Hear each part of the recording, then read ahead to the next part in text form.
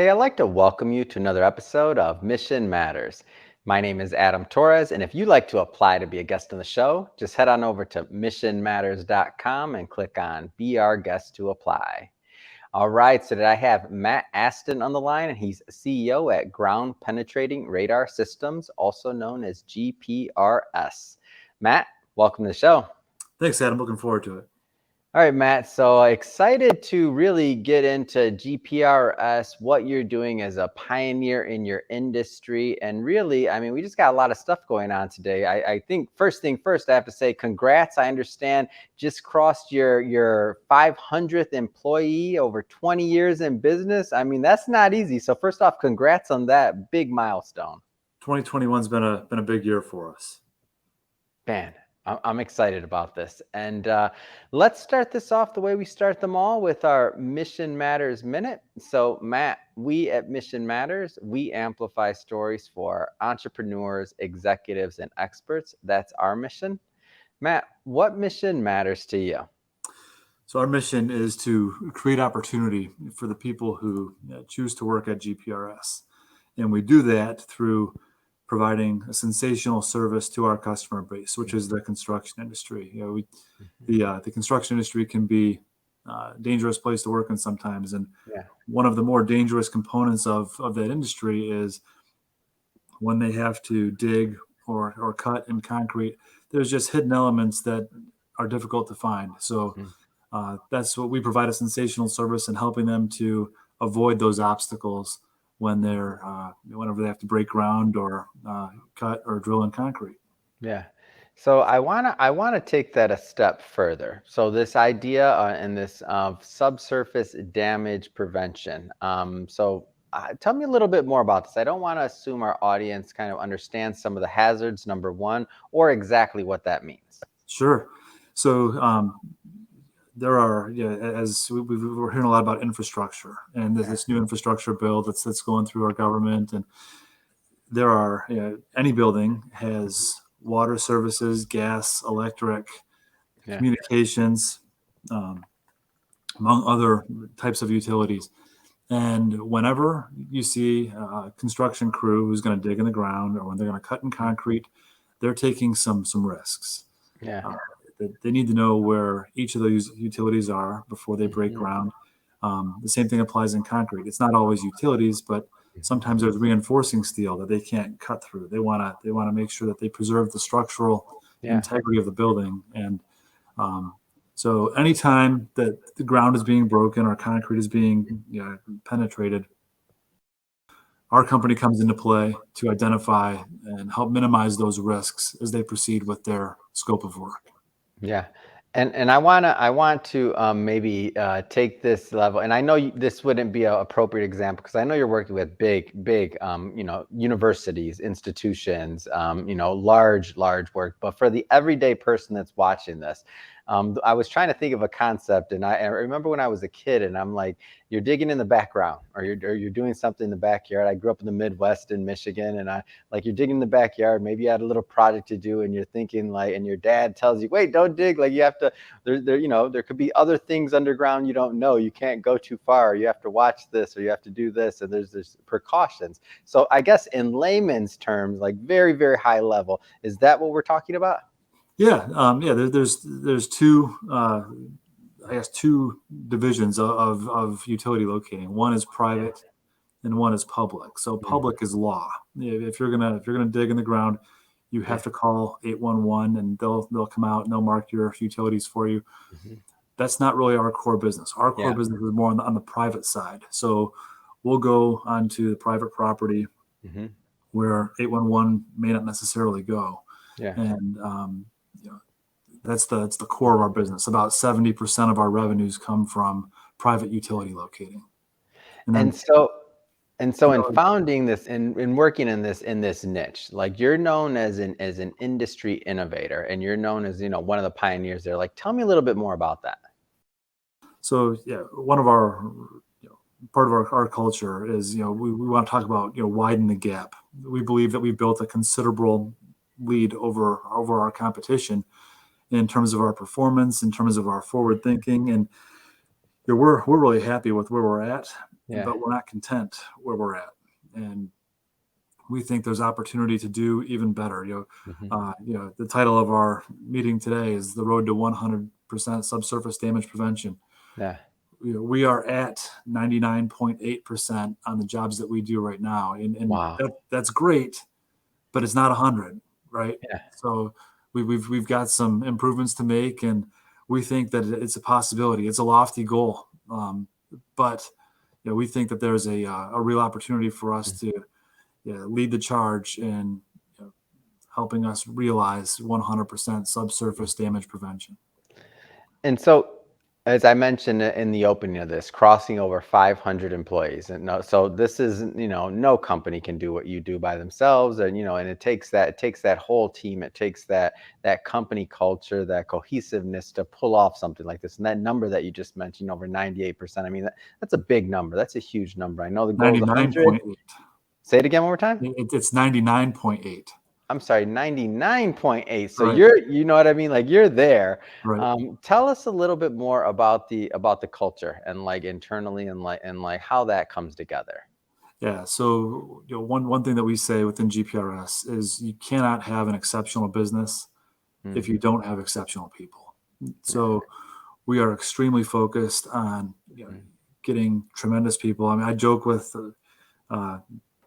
the new project managers that come into our company.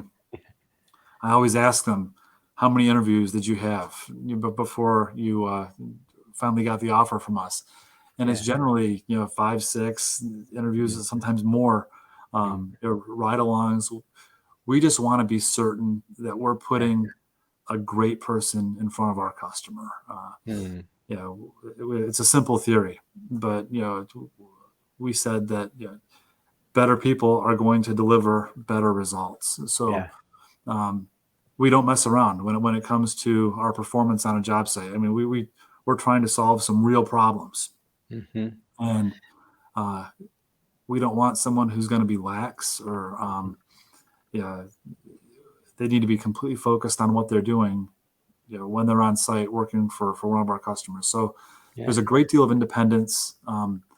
I'd say we're very entrepreneurial, but at the same time, we are extremely unified in our effort. It's crazy, but we have got roughly 550 people in the company now. Wow. We've got people from Boston to Honolulu and Seattle to Miami, and basically every major city in between. Yet we're entirely unified in this pursuit of this 100% subsurface damage prevention. What an amazing story. I love to bring stories like this to my audience. And you actually took the words out of my mouth on this question. And I want you to go a little bit further on geographies. So like the areas you're covering, and really how you pull that off. So we started in Northwest Ohio. That's where we're based in Toledo, Ohio. That's where I grew up. And when I first started the business, I was nobody heard of it. That was the biggest challenge in building this company, was creating some awareness. Yeah. The people that had heard of ground penetrating radar when I first started doing sales, they thought it had to do with finding treasure or looking for archaeological artifacts, and you could probably use it for that. I'm sure people do use it for that, but our focus is really on the construction industry and minimizing our customers' risk with anything subsurface. But so we started in Ohio, and I quickly realized there's a lot more opportunity. When I started selling, I was going to construction companies and engineers in the Toledo area, and quickly realized, hey, there's way more opportunity up in Detroit, which is only 50 miles from where I live. So I started going up there to sell almost every day. And the first person we started getting a few jobs, and the first person I hired, he built us this website, and I'd tell this to his face, but it wasn't great, but it did the job. And there was a company before Google was even prevalent, a company called Overture.com. And they were the first pay-per-click advertising. So we dabbled in this Overture.com and gave it a shot. and we started getting calls from all over the country. Wow. And I remember I was doing a job down in near West Palm Beach, Yeah. Florida, and it was at a Walgreens distribution center in Jupiter. And I was looking for a place to eat dinner one night, and I just drove down A1A down the coastal highway there. Yeah. And this is probably 2005, Oh, and wow. I just saw crane after a crane after a crane, and this is Yeah. crazy. They brought this 2-person company down from Ohio to Wow. do this job. They can't find anybody closer, and Whoa. I thought this is what we need to do. We need to put people in major cities all Hmm. throughout the United States, and that's how we're going to really grow this business. Wow. And so we did, and we got the Trump Tower job in Chicago in 2006. And Wow. when I was on that job, and we were still a small company, Yeah. five employees maybe in 2006. Hmm. I was reading a book at night. And Adam, have you ever heard of the book, the E Myth Yes. Oh by, my gosh. I by love Michael that book. Gerber? If I would have read that book earlier in my life, I feel like I maybe wouldn't have had, the 15 business failures and finally getting to Mission Matters. I mean, love Mission Matters, but I just mean like recommend everybody read that book. Go So ahead, please. it's yeah, I would say it's one of the most transformational books for me personally. Totally.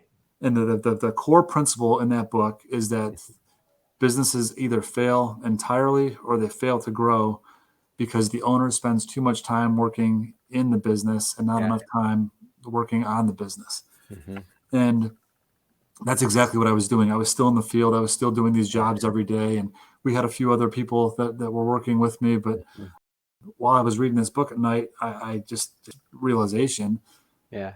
this is what I need to do. I need to remove myself from the field and focus on growing the business. Hmm. And so I committed at the beginning of 2007 that I was going to come out of the field to focus on growing GPRS. And Wow. I started in sales, where I would be in Chicago, Detroit, Cleveland, Hmm. Columbus, Cincinnati, Indianapolis, or Hmm. Toledo every day. And I'd just be selling. I wouldn't even have appointments lined up. I would just drive to the city and look for job sites or look for tower cranes. And I'd put my hard hat and safety vest on and Yeah. walk onto the job site and make the construction team aware of the service that I was performing. And Wow. it didn't take long before we started getting calls like, "Hey, you were here a couple weeks ago, and now we're gonna dig, and we could use your service." And Whoa. um, it changed the game. And then we started expanding, and Hmm. from 2008 to 2010, I Hmm. think we averaged almost one new city per month. Uh, we would just drop people into Charlotte, then we drop them into Raleigh, then we drop them into I don't know, Denver, and Yeah. now we have people in 53 cities. It's great. What an amazing story. And come on, man, you were cold calling. That's old school cold calling. You said I didn't even have an appointment. I saw a crane and I went to it. Like there's some entrepreneurs out there right now that are watching this that are maybe have an idea, they have a business or something that they're looking to get out there. And I'm just saying, like, wow, my mind's blown on this one. What did you do? You didn't have an appointment. Drive to the city and go. Like when you talk about having passion behind what you're doing and determination and belief, like I can't think of anything more when I hear that story. So Chicago's a 3.5 hour drive for me. And I would go there and I wouldn't let myself come home until I made 15 stops at construction sites. So I had to get to 15. And I had to talk to somebody at each of the 15 before I could. I mean, I wasn't just Yeah. walking into the trailer, dropping business card off and getting back in the car. I wanted to talk to someone and really try to advance the awareness of the Yeah. services that we provide. Man, that's great. What a great story. And I see where and by the way, the E-Myth, the book that you brought up, and again, I'm gonna just repeat that one more time. I recommend everybody take a listen, or I listen to the audiobook Mm, version, but read that book. Like it's a great book. And I think some of the lessons in there could, if more people were aware of it, it could save a lot more businesses, in my opinion, just in general, because it's some great absolutely. content. I totally agree. So going for let's go a step further into GPRS. So obviously phenomenal growth on this road to 100%. Like what's next? Like what are some of the things and some of the vision that you have? You're in over 50 cities, as you mentioned. Like what's some of the vision going forward? So our customers, they all have really the same problem. Hmm. They don't have a good solution for what's underground. Yeah, If they did, we wouldn't need to exist. yeah, So we've developed some ideas around mhm, building this database at each of the sites that we work at, where they can go in and they can see all of our findings at yeah, any time. Right now, if you take a typical university, they have yeah, sets of plans, and they have a master set of plans that show their utilities, but they're generally not accurate. mm, There's a lot of data is outdated, or it's incorrect. A lot of stuff doesn't make it onto the drawing. yeah, Sometimes it's as designed, not as it was actually built. hmm, So, and some of the other knowledge rests in the brains of the 30-year facilities guy, who's at some wow, point is going to walk off that campus for the last time. So yeah, what we want to do is we want to bring all of that data together hmm, accurately and put it into a system that our yeah, customers can go to and get a good, accurate sense of hmm, everything that they have underground at their facility. Uh, yeah, and there's one. It's all put together in one spot for them. hmm, Um, that's what we're working on right now. We're adding a few other services to our company. We just acquired a company in June, mm, upstate New York, and one of their core businesses was leak detection services. It's not something we've mm, ever done at GPRS, but uh, that's something that we're going to roll out nationally in 2022. mhm. Is we're going to begin to offer leak detection services on a national basis.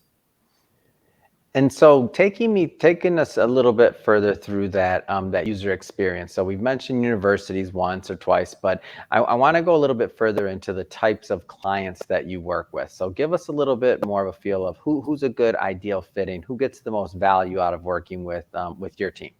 Yeah, I would say so. Broadly, Yeah. it's anyone who's going to be digging or cutting through concrete. But Hmm. the facilities that you'll find us working on frequently, I would say more critical facilities where they can't risk any type of shutdown. Yeah. So universities, hospitals, Hmm. manufacturing facilities, Hmm. energy facilities, power plants, oil refineries, Yeah. a lot of corporate headquarters. We work at military bases on a regular basis. Um, yeah, really, really, like then we'll do large infrastructure jobs. Like we've got pipelines that are being put in, and they're concerned about crossing existing pipelines as they're Hmm. excavating. Um, Wind farms, we'll scan before they excavate to put the collection lines in Yeah. the ground. So it's really there's a wide variety of and yeah. So the work that we do in Seattle is much different than the work that we do in Dallas oftentimes. But Yeah. uh, any type of construction where ground is going to be broken, you'll see us there. Mm. And so, and this is just for my knowledge. So, whenever somebody's doing something like this, like it sounds to me like a company like GPRS is needed, right? Because of the dangers that are underground. And so, that being said, if they're not, I'm just curious about the alternative. So if they're not using a company like that, like how's that normally done? They're just basically referencing the plans and hopefully they're right, or like give me a little bit of a feel for that, because it seems like GPRS or a company like that is the obvious, like you'd want to do that at all times. But give me a little bit of a feel for that. So I tend to agree with you, but I may be a bit biased. I'm all The, right with it. You can be biased. but I'm just thinking about it, like you said, like that. Well, your university example from earlier, like the 30-year, facilities manager that at some point retires, and there's this flag that's poking up, or whatever it is, that's like, oh, don't go over there because we had this that happened 10 years ago, and it's in this person's mind, and you're like, well, what happens when that person's not there or in that particular time? Like, it can be tricky. So that's why I'm asking this question, because I'm like, well, what's the alternative? Yeah, our average fee is generally between $1,000 and $2,000, depending how long we're on site, and the costs that we prevent, the potential damages that we prevent could be easily seven figures. When you consider the direct repair cost, but then also all of the indirect costs, for downtime. I'd like to think that people are more responsible than to just blindly dig, especially in a congested urban area. But it does happen.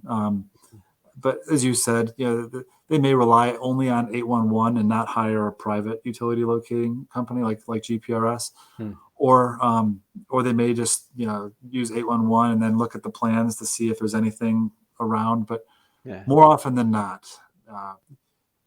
they're going to be surprised if they do that. It's funny. I hear our team joke all the time about, I was on the site and they said, hey, we don't expect anything to be here, but here's what I found. I found the primary electrical feeder running right through where they were going to dig. And yeah, I get it. I'm like, and when they see that, whoever is the person in charge, or whatever that that chain of command was, of the person that finally made that call, is like, whew, I'm glad we did that. all the time. And then the other thing that we'll hear frequently is, man, I wish I would have known about you when I was on this job three years ago, and we cut through this, and yeah, you should have called us. You're like, come on, man. No, I get it, and I'm laughing, but I'm just thinking, I'm putting myself in the shoes of that decision maker on that site, that either didn't know or have the resource, or didn't understand what a company like GPRS, what you do, number one, or number two, who made the person that makes the decision not to call. Oh, we don't need that. We have the plan. We got this. And then that happens. It's like, man, that's just double insult and injury there. It hurts.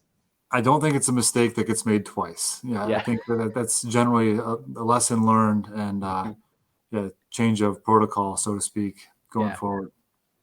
Awesome. Well, Matt, I mean, first off, it's been great having you on the show, and I'll just have to ask you, so what's next? I mean, company's growing, lots of great things going. What's next for you? What's next for the company? Yeah, we are focused on growth. We plan on doubling in size over the next 3.5 years. Ooh. And we'll be close to 1,000 employees at that point in time. I don't plan on leading us outside of the United States, but we've certainly got a lot that we can do here. We had a study done by McKinsey a few years ago that said only 30 to 35% of our potential customer base knows that we exist. So there's still tremendous opportunity for growth. We're looking for great people to join our team.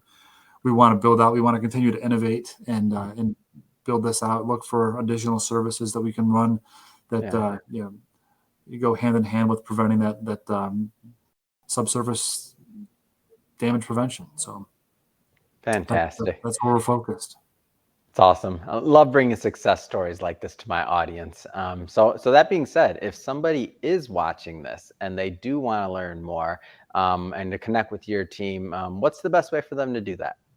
The best way to get in touch with us is to just go to our website. We're on, I think, all the social platforms, but there's more and more all the time. But if you just Google GPRS or our website is gp-radar.com. So the dash is a hyphen, gp-radar.com. Fantastic. And we'll put all that stuff in the show notes so that my audience can just go click on it, make it real easy and simple. So we'll take care of that for you. And speaking of the audience, if you're watching this for the first time and you don't know what Mission Matters is about, so Mission Matters is all about bringing on entrepreneurs, experts, and executives, and really having them share their mission, how they're adding value to the marketplace in the world, and like why do they do what they do. Our idea is to get content out there that inspires and educates. If that's something that you're into, definitely hit that subscribe button. We have many more mission-based entrepreneurs, executives, and experts coming on, and we don't want you to miss a thing. So again, hit that subscribe button. And Matt, really, it has been a pleasure. Congrats on the over 20 years in business, over 500 employees. You're providing opportunity, value. You're helping lives. You're creating. You're definitely providing value in the marketplace, especially when that person that's in charge connects and has that very small expense of what you do versus the potential of a very big expense of making a mistake or being the one that calls that shot that unfortunately may not be the best. So again, really appreciate you coming on the show, Matt. I really enjoyed talking to you, Adam. Thanks a lot, and I appreciate the opportunity.